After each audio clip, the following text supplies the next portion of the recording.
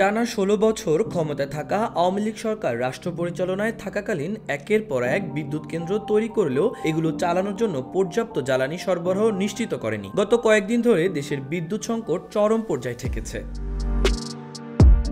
জ্বালানি তেলের যথেষ্ট ঘাটতি থাকার কারণে সেগুলো পুরোপুরি কাজে লাগানো যাচ্ছে না। এই বিদ্যুৎ কেন্দ্রগুলো অলস পড়ে থাকে, কিন্তু সরকারকে প্রতি মাসে এর ভাড়া পরিশোধ করতে হচ্ছে। ভাড়া মেটাতে আবার এদিকে বিদ্যুতের দামও বাড়াতে হচ্ছে।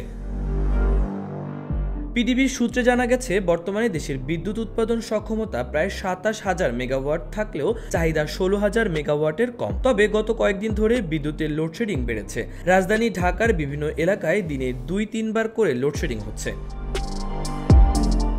ঢাকার বাইরে কোনো এলাকায় গ্রাম অঞ্চলে ৮ থেকে ১০ ঘন্টা বিদ্যুৎ পাচ্ছে না সাধারণ মানুষ। প্রশ্ন উঠেছে, বিদ্যুতের চাহিদা প্রায় দ্বিগুণ উৎপাদন সক্ষমতা থাকলেও হঠাৎ করে লোডশেডিং বেড়ে যাওয়ার কারণ কি?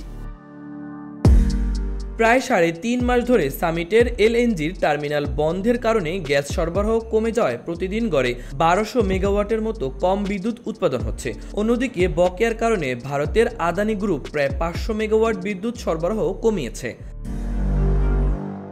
এর সঙ্গে কারিগরি কারণে বড় প্রক্রিয়া কেন্দ্র বন্ধ হয়ে যাওয়া এবং মাতারবাড়ি ও এস আলমের বিদ্যুৎ কেন্দ্র উৎপাদন কমে যাওয়ায় দেশে বিদ্যুতের লোডশেডিং বেড়েছে কয়েকদিন ধরে।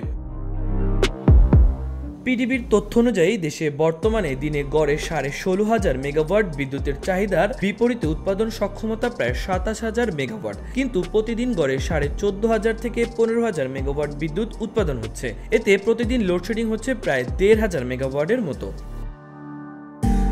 বেসরকারি বিদ্যুৎ উৎপাদন কেন্দ্রগুলো থেকেও বিদ্যুৎ উৎপাদন করা যাচ্ছে না, কারণ তাদের প্রচুর অর্থ পাওনা রয়েছে, আর এই ঘাটতি পূরণ করতে আর কোনো উপায় নেই।